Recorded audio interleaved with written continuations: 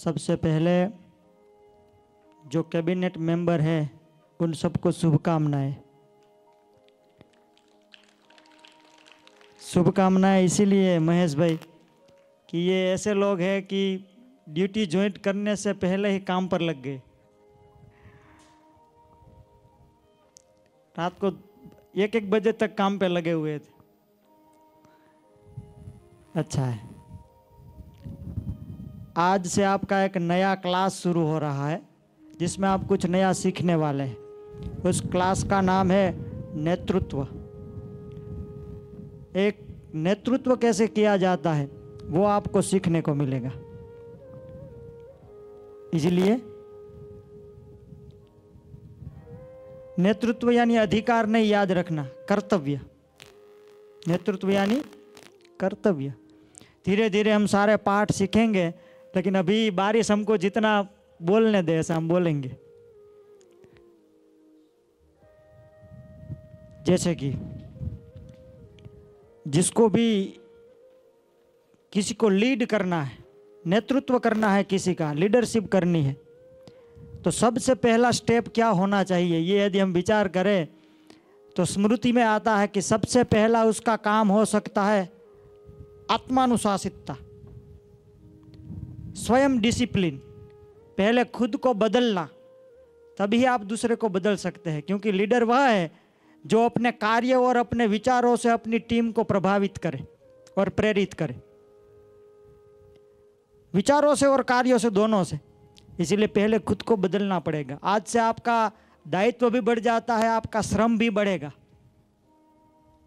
जवाबदारी वही है कि उसमें हमारा कार्य बढ़ जाए। मुसीबतें भी बढ़ेगी, क्योंकि मुसीबत का जो सामना करता है वही अपने जीवन को चमका सकता है। एक बांस साधारण है, बांसुरी महंगी है, लेकिन वो बांस में से बांसुरी तब बनती है जब वो अपने पूरे शरीर को छेद छेद करने के लिए तैयार हो जाए। एक फूल में से परफ्यूम, अत्तर तब बनता है जब वो उबलते हुए तेल में अपने आप को समर्पित करने के लिए तैयार हो। और एक पत्थर का टुकड़ा, मूर्ति तब बनता है जब वो हजारों लाखों हथौड़े और छीने का प्रहार सहने की तैयारी रखता है। एक ही खान में 2 पत्थर है, एक को जैसे शिल्पकार ने एक हथौड़ा मारा तो 2 टुकड़ा हो गया। समझ गया शिल्पकार ये सहन नहीं कर सकता, इसीलिए ये श्रेष्ठ नहीं बन सकता। उसको मंदिर का जो स्टेप था वहीं पर लगा दिया। और एक पत्थर था, उस पर हजारों लाखों प्रहार किए शिल्पकार ने, मूर्तिकार ने, सहता रहा, तो शिल्पकार ने उसको मूर्ति बनाया, मंदिर के अंदर प्रतिष्ठित कर दिया। दोनों पत्थर है, लेकिन फर्क क्या है, एक के ऊपर सब अपने पैर रखते हैं और दूसरे पत्थर के ऊपर जो मूर्ति बनकर बैठा है मंदिर में, वहां पर उसके पैर में अपना सिर रखते हैं। इसलिए ऑर्डिनरी और एक्स्ट्रा ऑर्डिनरी में फर्क खाली एक्स्ट्रा का है, मगर इज्जत में जमीन आसमान का। एक पर सब जूते उतारते हैं और एक पर सुमन रखते हैं, फूल रखते हैं। क्यों? उसने बहुत कुछ सहा है। ये सृष्टि का भगवान के बाद यदि किसी को हम लीडर समझे, जिसको हम सर्जन करता कहते हैं, ब्रह्मा जी, उस ब्रह्मा जी को भी जब काम शुरू करना था, उसको बेच मिलने वाला था सर्जन का कि आज से ये ड्यूटी आपकी, आपको सर्जन करना है। लेकिन उनसे पहले भगवान ने 2 शब्द कहे आकाश में, भागवत के अंदर वर्णन है इसका। 2 शब्द अक्षर सुनाई दिए, तप। ब्रह्मा जी समझ गए कि मुझे आदेश मिल रहा है भगवान की ओर से कि पहले मैं तप करूं, बाद में मैं ड्यूटी पर काम करने योग्य बनूंगा। और तप किया। अरे सोना तप कर ही कुंदन बनता है। इसलिए लीडर वो है जो तपने के लिए तैयार हो। उस दिन लीडरशिप के सामने आवाज उठने लगती है जब लीडर पुष्पा बन जाता है। झुकेगा नहीं साला, झुकेगा नहीं, वो लीडर में चलेगा भी नहीं। कौन कहता है भाई लीडर झुकता नहीं है? आपके परिवार में आपके पिताजी आपके परिवार के लीडर है। देखो जाकर, सबको संभालते हैं, सबकी सहते हैं, सबकी सुनते हैं। आप छोटे थे पता नहीं है, जाकर पिताजी को पूछना कि मेरे लिए आप घोड़ा कितनी बार बने। कौन कहता है पुष्पा झुकता नहीं? लीडर में पुष्पागिरी आ गई, समझ लो वो लीडर के काबिल नहीं रहा। इसके लिए डायलॉग नहीं है कि लीडर झुकेगा नहीं, इसलिए दूसरा डायलॉग है कि लीडर रुकेगा नहीं। सतत कार्यरत, ये लीडर की पहचान है, वो कार्यरत रहता है। दूसरा याद रखो, दुनिया में मुकेश अंबानी हो, शंकराचार्य हो, आध्यात्मिक जगत में विवेकानंद स्वामी हो, क्रिकेट की टीम में सचिन या धोनी हो, कोई भी फील्ड में जो सफल हुए हैं, जिसने लीडर सबको लीड किया है, जो महापुरुष बन गए, उसको और हमको साधारण लोग को सबको 24 आवर्स ही मिला है। किसी को 25वां घंटा नहीं मिला है, एक्स्ट्रा 1 मिनट भी किसी को नहीं मिली है। लेकिन वो महान बन गए और हम यहाँ क्यों रह गए? क्योंकि उसने समय का सदुपयोग किया। लीडर वो बन सकता है जो गप्पेबाजी से दूर रहे, फालतू टाइम वेस्ट करे, वो कभी लीडर नहीं बन सकता। उसके लिए समय की वैल्यू होनी चाहिए। और इनसे आगे कहे कि जिसको लीडर बनना है तो वो जिज्ञासा वृत्ति को कभी मरने ना दे। जिज्ञासा वृत्ति, जिजीविषा, जानने की इच्छा, उसको कुछ जानना है, ये इच्छा मरने ना दे, वो लीडर बन जाता है। देखो ये एप्पल नीचे क्यों गिरा? ये जिज्ञासा। ये एप्पल नीचे क्यों गिरा? ग्रेविटेशन फोर्स की यात्रा करा दी उसको, क्योंकि वो जिज्ञासा थी। और हम क्या कहते हैं, तो वो नीचे ही गिरेगा, थोड़ा ऊपर जाएगा। इसमें कोई जिज्ञासा नहीं है। जिज्ञासा नहीं है तो कोई संशोधन नहीं है, कोई क्रिएटिविटी नहीं है। ऐसा मत समझो कि जिसके पास सभी सवालों का जवाब हो वही लीडर बन सकता है। हेलो, सुनते हो ना? वो लीडर नहीं है जिसके पास सभी सवालों का जवाब हो। लीडर वो है जिसके पास सही सवाल हो। अर्जुन के सवालों ने इस धरती पर गीता उतारी, सही सवाल थे। इसलिए जिसके पास सही सवाल है वो लीडर बनेगा। इनसे आगे कहूं तो याद रखो, जिसको लीडर बनना है वो अपने मिशन या तो अपनी टीम का छोटा सा छोटा काम और रिस्की से रिस्की जो काम हो वो मैं ही संभालूंगा, ऐसी प्रतिज्ञा करे। सबसे छोटा काम और सबसे रिस्की काम वो मैं संभालूंगा, ऐसी जिसकी तैयारी है वो लीडर बनेगा। है तैयारी? राम, सीता और लक्ष्मण वन में जाते हैं तो राम आगे चलते हैं कि कांटा लगे तो पहले मेरे पैर में गड़े। इसलिए राम राजा बने साहब। जब कृष्ण भगवान जाते हैं ना, लीला आती है, वो गुफा में, जाम्बुवान की गुफा में जाते हैं। नहीं तो साथ में बहुत सारे लोग थे, किसी को कह सकते थे जाकर देखो अंदर मणि है हमारा, जो मणि की खोज करने के लिए निकले थे। लेकिन कृष्ण ने ऐसा नहीं कहा कि पहले आप जाओ, खतरा है तो हम नहीं आएंगे। सबको कहा कि आप बाहर खड़े रहो, मैं जाता हूं, 15 दिन के बाद बाहर नहीं आया तो समझ लेना कि मैं गया और आप घर लौट जाना। रिस्क है तो मैं आगे चलूंगा। वही लीडर बन सकता है। इसीलिए छोटा सा छोटा काम करने में जिसको भी शर्म ना आती हो, उत्साह हो, वही सबका प्रेरक बन सकता है। विनोबा भावे का नाम आपने सुना होगा। दार्शनिक, विद्वान, तपस्वी, भजनिक, ज्यादा से ज्यादा समय हिमालय में बिताने की मनसा रखने वाले महापुरुष इस देश के तत्वचिंतक। लेकिन जब उसने सुना कि यहाँ देश में कोई गांधी नाम का आदमी है और स्वराज की एक हुंकार भरी है कि हमको अपना राज्य चाहिए, स्वतंत्रता की लड़ाई की एक सूर छेड़ी है उसने, विनोबा ने सोचा कि एक व्यक्ति पर सारी दुनिया इतनी फिदा है, मिलना है उसे पहले, बाद में हिमालय जाएंगे। और जैसे ही गांधी जी को मिलने के लिए गए, तब गांधी जी क्या कर रहे थे? स्वतंत्र की हुंकार भरने की लीडरशिप जो कर रहे थे, आगेवानी जो कर रहे थे, नेतृत्व जो कर रहे थे, वो गांधी जी रसोई बनाने के लिए सब्जी कटिंग कर रहे थे बैठे बैठे। और तब विनोबा भावे ने आकर देखा, क्या देखा? कार्य और कर्ता दोनों एक थे। सब्जी कटिंग करने का काम और कटिंग करने वाला व्यक्ति, ये तीन नहीं रहे, एक थे। इतनी मशगूलता से सब्जी कटिंग करते थे। विनोबा भावे ने बाजू में बैठकर कहा कि महात्मा जी, हमारी इच्छा है कि हिमालय में बाद में जाएंगे, सबसे ज्यादा जरूरी है स्वराज का जो काम है वो। मैं सोचता हूं कि मैं आपके इस कार्य में जुड़ जाऊं, आप मेरे लिए कुछ काम बताइए। गांधी जी ने सब्जी की डिश नजदीक कर ली, काटो।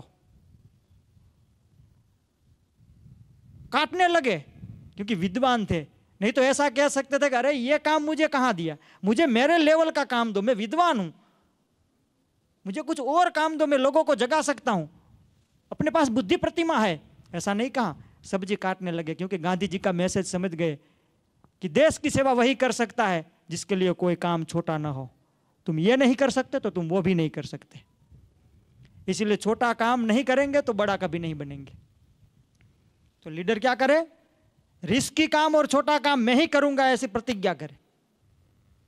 बाकी सब हमारे नौकर नहीं है, वो हमसे कुछ सीखने वाले हैं कि हमारा लीडर ये कर रहा है तो हमें करने में क्या आपत्ति। और दूसरा, जैसी करनी वैसी कथनी, जैसा आप बोल रहे हो वैसा करो। ऐसा ना बने कि साधक बनने के लिए निकले थे और वाचक बन के रह गए। समझ में आता है ना? जितना बोलकर असर नहीं होती है उतना करके असर होती है। आप करो, आपकी टीम आपके पीछे काम करेगी। अरे आपके विचारों की भी असर है। नीलकंठ वर्णी जब वन की यात्रा में थे, एक जंगल में पहुंचे और एक नगर का मंत्री वहां से निकला। उसने नीलकंठ वर्णी को देखा, एक नदी के किनारे बैठे हुए थे। अपने राज्य में जाकर अपने महाराजा से कहा कि महाराज, एक बाल योगी नीलकंठ वर्णी बाजू के जंगल में आया है, हम उसको अपने नगर में लाए, उसका स्वागत करें। राजा थोड़ा नास्तिक स्वभाव का था। उसने कहा कि वो तप कर रहा है, वो त्याग कर रहा है, वो तो उसके लिए कर रहा है ना, उसमें हमको क्या फायदा। मंत्री ने सोचा कि ये समझेंगे नहीं। महाराजा से कहा कि आप 5 मिनट मेरे साथ चलिए, मैं आपको दर्शन कराता हूं कि वो कौन है। राजा को लेकर जंगल में आए तो नीलकंठ वर्णी एक पत्थर के ऊपर बैठे थे नदी के किनारे। आजू बाजू में जंगल के हिंसक पशु आपस में परिवार की तरह खेल रहे थे, जो एक दूसरे के शिकार के लिए दिन भर खोज करते हैं, वो आपस में खेल रहे थे। तब मंत्री ने कहा, महाराज, इनकी साधना की असर है कि प्रकृति, पशु, ये सब भी अपना जातिगत स्वभाव छोड़कर करुणा से भर गए। यदि जंगल और पशुओं के मन पर इसकी होने की असर है तो ये नगर में आएगा तो हमारे पर कोई फायदा नहीं होगा, हमारे लोगों के मन पर कोई असर नहीं होगी। राजा समझ गया कि हाँ, हो सकता है। ये मैं आपको कहना चाहता हूं, हम अपनी जात को वहां तक ऊपर ले जा सकते हैं कि प्रकृति और पशु पर भी उसकी असर हो। ऐसे वाइब्रेशन हम पैदा कर सकते हैं। आपको तो खाली आपकी टीम को प्रभावित करना है, कौन सी बड़ी बात है, ट्रेन करना है। जापान में 1952 में एक बंदर के ऊपर एक्सपेरिमेंट किया गया, प्रयोग किया गया। उस बंदर को खाने के लिए आलू डाला, एक बंदर, हाँ, आलू डाला, लेके खाने लगा। फिर उसको ट्रेन किया कि आलू सीधा नहीं खाना है, पानी में धोना है फिर खाना है। एक बंदर को ट्रेन किया कि आलू जब भी खाना है तो पहले पानी से धोना है, बाद में खाना है। 1952 में ये प्रयोग एक बंदर पर किया था। 1958 में 6 साल में जापान के सारे बंदर कोई भी आलू डालो तो पहले धोते थे, बाद में खाते थे। ट्रेन तो एक को ही किया भाई, हुआ क्या? क्या हुआ? एक व्यक्ति बदलेगा तो परिवार बदलेगा, परिवार बदलेगा तो नगर बदलेगा, नगर बदलेगा तो देश बदलेगा, देश बदलेगा तो विश्व बदलेगा। वायरस की असर होती है तो विचारों की क्यों नहीं होती? इसलिए खुद बदलो। आप बदलेंगे तो सब कुछ बदलेगा। और इसलिए लीडर बनने का मतलब है जिम्मेदार व्यक्ति बनना। जिम्मेदार व्यक्ति होता है ना, उसके पास फरियादें नहीं होती है, उसके पास चैलेंज होती है और वो चैलेंज को चांस में कन्वर्ट कर देता है। उसके पास फरियाद नहीं होती कि ऐसा। और आपके मिशन में या तो आपके काम में कोई गड़बड़ी हुई, कोई असफलता मिली, तो उसके लिए वो दूसरे को जिम्मेदार नहीं ठहराता, मैं ही जिम्मेदार हूं ऐसा मानता है। बदनामी का ठीकरा किसी के सिर पर नहीं फोड़ता है, जो जिम्मेदार होता है वो। अरे समर्थ गुरु रामदास जब हिमालय की चढ़ाई चढ़ रहे थे ना, तो उसने देखा कि एक छोटी 12-13 साल की एक लड़की अपने पीठ पर एक छोटे बालक को बांधकर चढ़ाई चढ़ रही है। रामदास को ऐसा हुआ कि देखो थक जाएगी बेचारी, तो पास में आकर कहा कि बेटी, ये पीछे एक बच्चे को लटका कर ऊपर चढ़ रही है, तुझे बोझ नहीं लगता? तो अपनी मधुरी भाषा में उस लड़की ने कहा कि महात्मा जी, ये मेरा बोझ नहीं है, ये मेरा छोटा भाई है।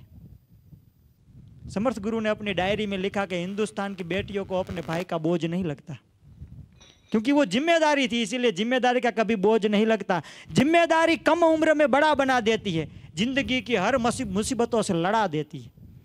इसलिए देखो, 100 टेम्परेचर बुखार में भी काम करे वो जिम्मेदारी है, और काम देखकर बुखार चढ़ जाए वो नमक हरामी है। काम देखकर बुखार चढ़ जाएगा, अरे बहुत काम है आज बीमार हो जाओ। जिम्मेदार व्यक्ति तो बुखार में भी काम करता है, बीमारी में भी काम करता है। क्यों? उसके लिए जिम्मेदारी मायने रखती है। अरे हमने बहुत ऐसे बच्चे देखे हैं हमारे हाथ नीचे से निकले हुए कि देखकर ऐसा लगता है कि क्या करेगा, इसको न पैसे की वैल्यू है, न परिवार की चिंता है, न फ्यूचर की चिंता है, फ्रीडम, घूमना फिरना नाचना, कोई चिंता ही नहीं है फ्यूचर की। लेकिन जैसे ही उसके पेरेंट्स उसकी शादी करवा देते हैं ना, वेरी सीरियस, गंभीर। अब वो बैंक बैलेंस के बारे में सोचने लगा, अब वो बिजनेस के बारे में सोचने लगा। अब वो कुछ खरीदता है तो पहले पूछता है कि प्राइस क्या है, जिम्मेदारी आ गई, देखो प्राइस क्या है। वो बार्गिंग करना सीख गया, पहले कभी प्राइस क्या होता है वो पता नहीं था उसको। क्यों? जिम्मेदारी आ गई, आ जाती है भाई। एक मित्र ने अपने मित्र से कहा कि जिसकी शादी होती है ना, कि विशेष प्रकार की जिम्मेदारी उसके सिर पर आ जाती है। मित्र ने कहा कौन सी? बोले 3 सीटी के बाद गैस बंद करने की, कुकर की 3 सीटी बच जाए उसके बाद गैस बंद करने की। लेकिन मानो न मानो, आपको समझाना, बोलो तो बच्चे को समझाना, बच्चे की माँ को समझाना, ये सारी जिम्मेदारी उसके ऊपर आ जाती है। कैसे समझाना? आप अभी कहेंगे मुझे टूर में जाना है, तो आपको कैसे ना कहना, ये जिम्मेदारी उसकी आ गई। कैसे समझाना आपको, पत्नी को कैसे समझाना, ये जिम्मेदारी आ जाती है। पत्नी ने अपने पति से कहा कि मैंने मेरे बर्थडे पर आपसे कहा था कि आप मेरे लिए गहना लाना, और आपने खाली डब्बा भिजा दिया। आपको पता है मेरी फ्रेंडों के बीच में मुझे कितनी शर्म आई। तो पति ने कहा शर्म ही तो स्त्रियों का ओरिजिनल गहना है। खुश कर दिया। ये जो टैलेंट है ना, वो शादी के बाद स्वयंभू प्रकट होता है ये सिखाने से नहीं आता है क्लास में, स्वयंभू प्रकट होता है कि इसको कैसे गोली पिलाया जाए। और कहीं कहीं व्हाट्सएप में कई बार मैसेज नहीं आता, पोस्ट करना हमारा अधिकार है, लाइक करना आपकी जिम्मेदारी है, और जिम्मेदारी से भागना कायरता है। ऐसा लगता है कि कृष्ण अर्जुन को उपदेश दे रहा है कि क्षत्रिय का धर्म है युद्ध करो नपुंसक मत बनो। ऐसा हमको लाइक करना पड़ता है। ऐसे ग्रुप में कहीं कहीं ऐसे भी होते हैं ना कि 2 बार ही मैसेज करते हैं, सुबह गुड मॉर्निंग, रात को गुड नाइट। हमको ऐसा लगता है कि व्हाट्सएप की दुकान का शटर खोलना और बंद करना यही जिम्मेदारी इसकी है, बाकी दिन भर माल खरीदना और बेचना हो तो हमारी ही जिम्मेदारी। समझ में आता है ना? क्या जिम्मेदारी आपके पर होगी तो आपका जीवन अपने आप निखरता जाएगा, बनता जाएगा, तैयार होता जाएगा। इसीलिए मरने के बाद भी लोग हमारी नोटिस ले, हमारी नोंद करे, नोंदनीय मौत हो, तब समझना कि हमने कुछ किया है। हमारी खाली खले, हमारी कमी लोगों को खले, तब हम कुछ थे, ये साबित होता है। महाभारत का युद्ध सबको मालूम है ना? सबको मालूम है ना महाभारत का युद्ध हुआ था? क्यों भाई सबको मालूम है? बड़ा युद्ध था इसीलिए। किसने कहा बड़ा था? कितना सैन्य था? 18 अक्षौहिणी सेना थी। लेकिन मेरी नजर में वो सबसे छोटा युद्ध है। क्यों? कि मथुरा के अंदर कृष्ण ने जो जरासंध के साथ युद्ध किया, एक ही बार सेना लेकर आया 23 अक्षौहिणी सेना, पहली बार में ही। ऐसे 18 बार आया वो, और सब बार भगवान ने उसको मारा। ये तो एक साइड की गिनती हुई, सामने मथुरा का सैन्य भी मरा होगा ना, तो कितनी बड़ी लड़ाई हुई। वहां तो 18 दिन की ही लड़ाई थी, यहां तो 18 बार 23 अक्षौहिणी सेना लेकर आया। और एक काल यवन नाम का आया तो 3 करोड़ की सेना लेकर आया मथुरा में। तो युद्ध कौन सा बड़ा है, मथुरा वाला कि कुरुक्षेत्र वाला? लेकिन मथुरा का युद्ध कोई याद नहीं करता, वो करता है। क्यों याद करता है? मैं आपको यह समझाना चाहता हूं। वो इसीलिए याद करता है कि यहां जो मथुरा में जो मरे वो सब सिपाही थे, साधारण थे, सैनिक थे। और वहां जो मरे सब महारथी थे, योद्धा थे, विशिष्ट कुछ प्राप्त किया था। जिसने ब्रह्मचर्य में महारथ हासिल किया था ऐसा पितामह भीष्म गए हैं। जिसने दान में महारथ हासिल किया था ऐसा कर्ण गया है। जिसने युद्ध में महारथ हासिल किया था ऐसा अभिमन्यु गया है। जिसने ताश खेलने में महारथ हासिल किया था ऐसा शकुनी गया है। जिसने शस्त्र विद्या में जिसने प्रवीणता प्राप्त की ऐसे आचार्य द्रोण गए। ये दुनिया की सारी क्रीम चली गई, इसीलिए वो युद्ध नोटिस में लिया जाता है। इसीलिए हमारी मृत्यु के बाद हमारी सब नोंद ले कि वो था, तब समझना कि हम कुछ थे। आई बात समझ में? आखिर में इतना ही याद रखो कि जिम्मेदार व्यक्ति का मतलब है जागरूक व्यक्ति। मैं कल हमारे पेरेंट्स को कह रहा था कि आपकी स्कूल छुट्टी, तो बच्चे भी घूम रहे थे, स्टाफ भी वहाँ पर, बहुत घर जाना है तो वहाँ पर चलते, ऑफिस में जाते, पूरा कितना आवाज़ आता है। उसके बीच में भी ऑफिस में से जब बेल बजाते हैं ना तो किसी को सुनाई नहीं देता, अटेंडर को सुनाई देता, कहाँ पर भी हो। आपको सुनाई नहीं देता, उसको सुनाई देता। आवाज़ उतनी है, इतना शोर है, मगर एक व्यक्ति को सुनाई देता है, क्योंकि वो जिम्मेदार है कि मुझे ये काम, मेरी रिस्पॉन्सिबिलिटी है। आप सब बने हो लीडर, आपको वो दिखना चाहिए, वो सुनाई देना चाहिए जो किसी को सुनाई न दे, किसी को दिखाई न दे, वो आपको, तो आप लीडर है। कृष्ण रथ लेकर जा रहे हैं, कृष्ण ने कहा रथ रोको, सारथी ने कहा क्यों? कहा कि कोई पुकार रहा है, लेकिन मैंने तो नहीं सुना। कहा कि पुकार रहा है, रथ रोका, कहा कि देखो कोई है। देखा तो एक कांटे की जाड़ी में एक व्यक्ति गिरा हुआ था, खून खून था। भगवान ने कहा इसे बाहर निकालो, इसके शरीर को साफ करो। कर दिया, रथ में बिठाया। थोड़े आगे चले तो सारथी ने पूछा कि भगवान, वो चिल्ला रहा था, रो रहा था, वो मैंने क्यों नहीं सुना और आपने ही क्यों सुना? भगवान ने कहा यदि सभी दीन दुखियों की सब सुन लेते तो मुझे दीनदयाल कहते कौन? सभी दुखियों की यदि सबको सुनाई देती तो मुझे ही दीनदयाल क्यों कहते? मैं दीनानाथ इसीलिए हूं कि मुझे किसी को सुनाई न दे, वो सुनाई देता है। इसलिए कोई डाइनिंग में जाए तो डाइनिंग में कहां पर जाड़ा लगा हुआ है वो किसी को न दिखे, आपको दिखना चाहिए। कहां पर नल टपक रहा है वो आपको दिखना चाहिए। कहां पर टाइल्स टूटी हुई है, कहां पर कचरा है, कहां पर पंखा बंद है, कहां पर लाइट खराब हो गई है, जो किसी को न दिखे वो आपको दिखना चाहिए। कहां पर घड़ी बंद है, कहां सेल खत्म हो गया घड़ी का। ये छोटे काम नहीं है, छोटे काम ही बड़ा बनाता है। इसलिए अपनी फील्ड में वो देखो जो किसी को दिखाई न दे, वो सुनो जो किसी को सुनाई न दे, तब आप कुछ हो। समझ में आया? जिम्मेदारी वो पिंजरा है कि स्वतंत्र होते हुए भी कैद रहना, स्वतंत्र होते हुए भी कैद रहना, ये है। इसीलिए जो मुसीबत का सामना करेगा वही बाजीगर बनेगा। सीधी बात है। आपको बैच कहां पर मिला? आगे मिला, बराबर? ये जिम्मेदारी है, जिम्मेदारी आगे मिलती है, शाबाशी पीठ पीछे मिलती है। कोई हमारा कंधा थपथपाता है तो वो पीछे है। इसीलिए सफलता, यश सब पीछे मिलेगा, लेकिन पहले तो जिम्मेदारी मिलेगी। इसलिए अपनी जिम्मेदारी के लिए संकल्पबद्ध हो जाइए। आज से निर्णय लो। जिम्मेदारी मिल जाना अलग बात है, जिम्मेदारी को निभा लेना ये अलग बात है। इसलिए आज तो आपको जिम्मेदारी मिली है, आप निभाते हो कैसी वो हम भी देखेंगे। जय स्वामीनारायण।